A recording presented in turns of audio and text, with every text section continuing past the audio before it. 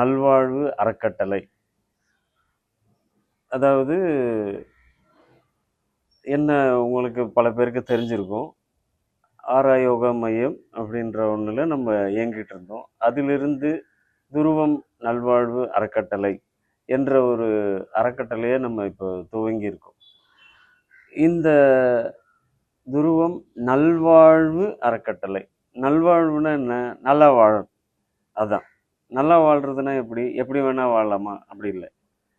ஒரு ஒழுங்குக்குள்ளே வாழ்கிறது. அதாவது ஒழுங்குன்னு நான் சொல்கிறேன், ஒழுக்கம்னு சொல்லலை.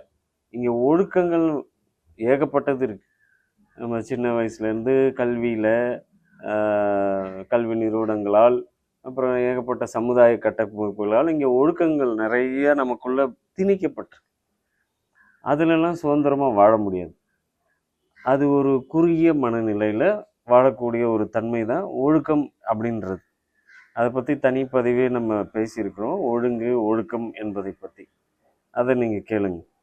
இது நான் சொல்கிறது ஒழுங்கில் சுதந்திரத்தன்மையோடு வாழ்கிறது. அதாவது சுதந்திரமாக தான் படைக்கப்பட்டிருக்கோம். மனித இனமே எல்லா உயிரினங்களை விட முழு சுதந்திரத்தன்மையோடு படைக்கப்பட்ட ஒரு உயிரினம் எதுன்னா நம்ம தான், மனிதர்கள் தான். இந்த சுதந்திரத்தன்மையில் வாழும்போது இன்றைக்குள்ள வாழ்க்கை எப்படி இருக்குது? வாழ்க்கை முறையில் நம்ம வாழக்கூடிய முறைகள் நிறுவனங்களை நம்பியே வாழக்கூடிய நிலையில தான் நம்ம இப்போ இருக்கோம் இல்லையா? மனித கூட்டங்கள் அப்படி தான் இருக்குது.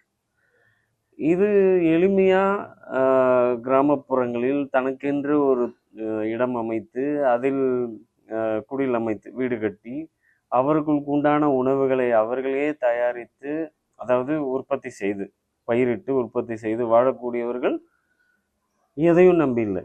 ஆனாலும் அவர்களும் மின்சாரத்திற்கோ எரிவாயுக்கோ நிறுவனங்களை நம்பக்கூடிய ஒரு நிலை. மின்சாரமும் இன்னைக்கு சூரிய மின்சாரங்களை நம்மளே அமைச்சிக்கக்கூடிய ஒரு நிலை. சூரிய மின்சாரங்களை எடுத்துக்கும் போதும் அதில் பயன்படுத்தக்கூடிய மின் கொள்கலன்கள், அதாவது பேட்டரி அப்படின்றதையும் ஒரு நிறுவனத்தை நம்ப வேண்டியதாக இருக்குது. அதே போல் எரிவாயு, இன்னைக்கு எவ்வளவு எரிவாயு பயன்படுத்துகிறோம். அதாவது ஒரு பரந்த மனநிலையில் கொஞ்சம் யோசிச்சு பாருங்கள். எவ்வளவு உணவகங்கள், எவ்வளவு நட்சத்திர உணவு விடுதிகள், ஹோட்டல்கள் இருக்குது, எவ்வளவு கையேந்தி ஹோட்டல்களும் இருக்குது. எல்லாத்துலேயும் அடுப்பெரியுது இல்லையா? அது மாதிரி வீடுகள், அடுக்குமாடி குடியிருப்புகள், எவ்வளவு வீடுகள். இவ்வளவுத்துக்கும் தேவையான எரிவாயு நிறுவனங்கள் மூலியமாக தான் வழங்கப்படும். விறகு போட்டு எரிக்கிறது அது தற்சார்பு. விறகு அடுப்பு இன்றைக்கி மிக குறைவாக தானே இருக்குது.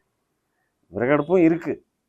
ஆனால் ஒரு தற்சார்பாக நமக்குள் நாம் வாழக்கூடிய நிலைக்கு நம்ம வாழ்க்கையை அமைச்சிக்கணும். ஏன்னா அதுதான் தீர்வு. இனிமேல் அதான். இவ்வளவு பயன்பாட்டுக்குள்ள எரிவாயுக்கள் எவ்வளோ நாள் பூமியிலேருந்து கிடைக்கும்? ஏற்கனவே பூமியின் ஒரு சுழற்சி அடுக்கையே சீர்குலைச்சாச்சு.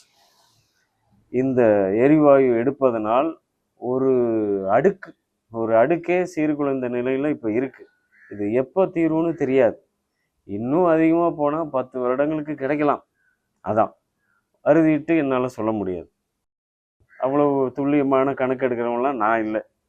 ஆனால் நிறுவனம் நிறுத்தினால் என்ன பண்ணுவோம்? பல கோடி கொடுத்து அடுக்குமாடி குடியிருப்புகளில் லோன் போட்டு வீடை வாங்கியிருக்காங்க இல்லையா? அதில் ஒரு பெருமை. எங்கள் வீடு 25வது மாடியில் இருக்குது. 2 மாதத்துக்கு சிலிண்டர் வரலைன்னா என்ன பண்ணுவோம்? விறகு கிடைக்குமா?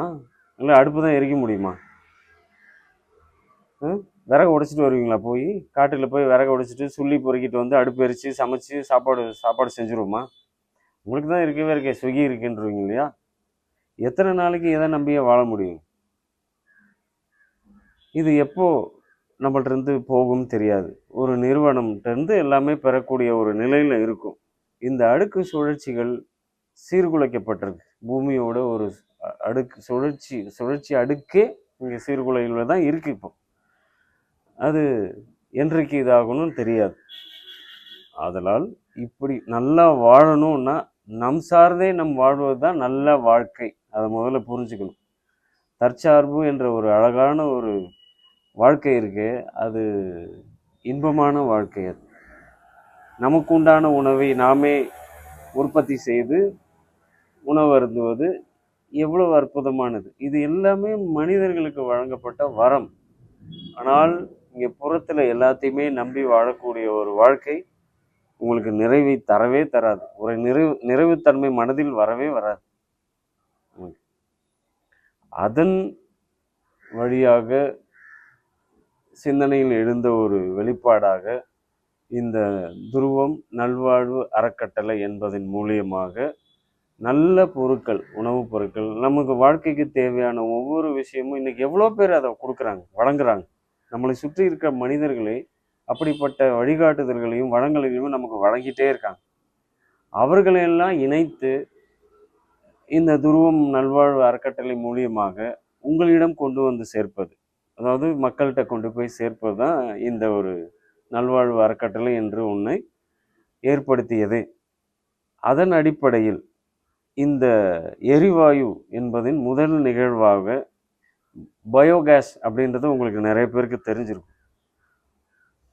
பசுமை எரிவாயு, இயற்கை எரிவாயு என்ற ஒரு இது உங்களுக்கு நிறைய பேர் கேள்விப்பட்டிருக்கலாம், நீங்கள் பண்ணியிருக்கலாம். அது இப்போ எளிமையாக நிறைய பேர் அதை செஞ்சு நமக்கு கொடுக்குறாங்க. ரொம்ப எளிமையாக இப்போ வந்துச்சு. முதல்ல தான் அதுக்கு தனியாக ஒரு இடம், பெரிய இடம் வேணும், அதுக்கு ஒரு பெரிய பள்ளம் எடுக்கணும், அதுக்குண்டான அமைப்புகள் எடுக்கணும், மாடு இருக்கணும், மாடோட கழிவுகள் தேவைன்றது. இப்போ காய்கறி கழிவுகள்லேருந்தே எடுக்கக்கூடியது, மனித கழிவுகள்லேருந்தே எடுக்கக்கூடிய ஒரு நுட்பத்தெல்லாம் இன்னைக்கு நிறைய பேர் அதில் நமக்கு வழங்குறாங்க.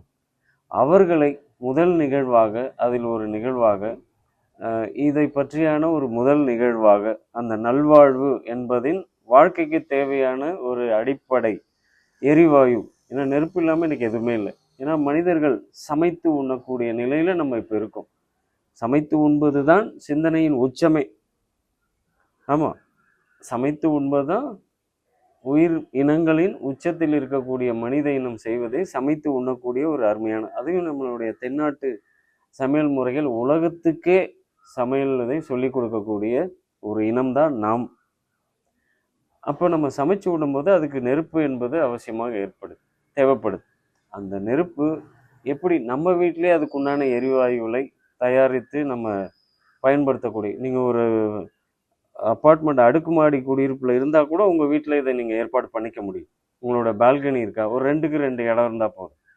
அதுலேயே அந்த இதை பண்ணி தினமும் நம்ம சமையலுக்கு பயன்படுத்தக்கூடிய காய்கறி கழிவுகளை அதில் போட்டு அதில் கூட சேர்க்கக்கூடிய ஒரு சில பொருட்கள், அதை வழங்கக்கூடிய நபர் நமக்கு அதை தெளிவாக நமக்கு சொல்லி கொடுப்பார், அதை எப்படி செய்யணுன்றதை. அந்த அமைப்பும் அவங்களே செஞ்சு கொடுப்பாங்க. அவங்களை தொடர்பு கொண்டு எதுக்கோ எவ்வளோ செலவு பண்ணுறோம். இன்றைக்கி பெருமைக்காக வாங்கக்கூடிய ஒவ்வொரு ஆடைகளும் எவ்வளோ விலை, நம்ம போடுற நகைகள் எத்தனை லட்சங்கள், அது எவ்வளோ விலை கூடினாலும் வாங்கி குவிக்கிறோம். இது அடிப்படை வாழ்வின் ஆதாரத்துக்கு உண்டான அடிப்படையே அந்த எரிவாயு. அது எவ்வளோ எளிமையாக நம்மளை தேடி வருதுன்னும் போது அதையும் பயன்படுத்தாமல் நான் நிறுவனங்களை நம்பி தான் வாழ்வேன்னு இருந்தால் உங்களை ஒன்றும் பண்ண முடியாது. இந்த வாய்ப்பை தெரிந்து கொண்டு நீங்கள் இதை அமைத்து, நம்ம ஒரு நிறைவுத்தன்மை இருக்கும், நம்மளே உற்பத்தி பண்ணுறோம் அப்படின்ற ஒரு நிறைவு ரொம்ப எளிமையாக இருக்கும். செலவும் மிக மிக குறைவு, சொற்பம். எதுக்கோ எவ்வளோ செலவு பண்ணுறோம். இது அடிப்படை, இது செலவல்ல, இது ஒரு ஆக்கத்திற்குண்டான ஒரு செயல் வடிவம் இது.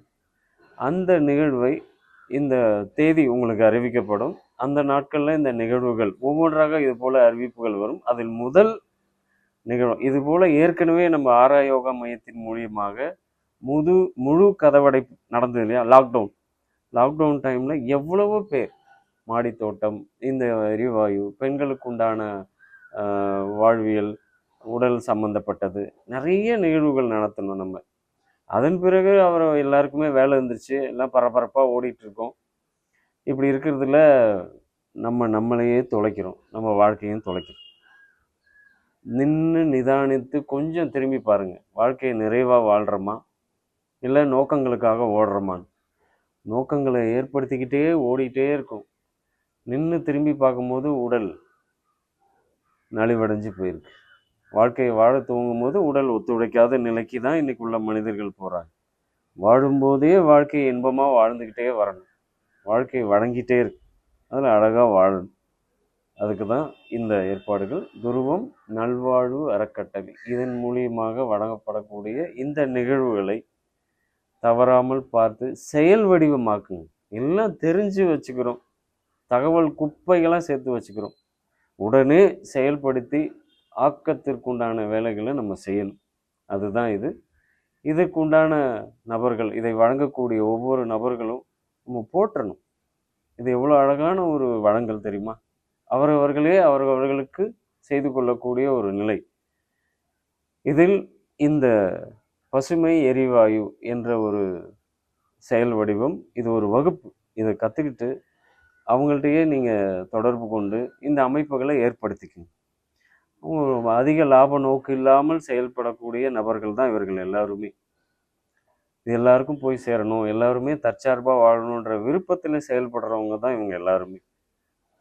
அப்படிப்பட்ட நபர்களெலாம் நம்ம ஒன்றிணைச்சு ஒவ்வொரு நிகழ்வாக நம்ம அறிவிப்போம். அதில் கலந்து கொண்டு நம்ம வாழ்க்கையை நம்ம இன்பமாக நிறைவாக வாழணும். நிறைவானதான் வாழ்க்கை. நிறைவாக வாழ்க்கை வாழ்ந்தால் என்ன தெரியுமா நடக்கும்? நமக்கு பிறவியே இல்லை. பிறவி இல்லாத ஒரு நிலையை இவ்வளோ எளிமையாக அடையலாம். அதனால பிறவி பாவமானா அப்படி இல்லை. ஒரு மனித பிறவியின் நோக்கமே அதான். இந்த பிறப்பு எதற்காக, நம்ம எதுக்காக பிறந்தோம்? இன்பமாக வாழறதுக்காக இறைவன் நம்மளை படைச்சி அனுப்பியிருக்கான். இது ஒரு விளையாட்டு. வாழ்க்கை என்பது அழகான ஒரு விளையாட்டு. மகிழ்ச்சியாக விளையாடணும், விளையாண்டு இன்பத்தில் திளைக்கணும். அதுக்கு தான், அதன் அடிப்படையில் துவங்கப்பட்டது தான் துருவம் நல்வாழ்வு அறக்கட்டளை. இந்த நிகழ்வில் கலந்து கொண்டு தற்சார்பான வாழ்க்கை, நமக்கு நாம் என்ற ஒரு நிலையில் நம்ம வாழ்த்துக்கள்.